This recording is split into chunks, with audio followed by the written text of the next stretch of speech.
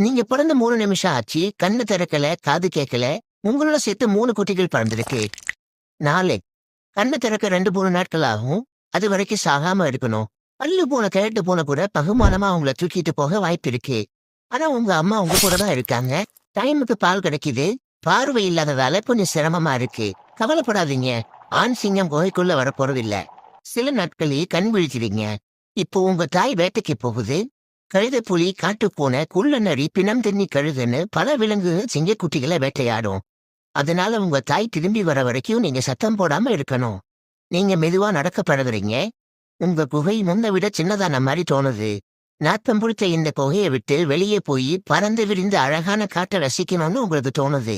ஆனா வேட்டைக்கு போன உங்க அம்மா உடம்புல காயங்களோட வர்றதை பார்த்தா வெளி உலகம் அவ்வளவு சிறப்பா இருக்காதுன்னு தோணுது. நீங்க இப்போ வளர்ந்துட்டதால வெளியே போறதை தவிர வேற வழி இல்ல.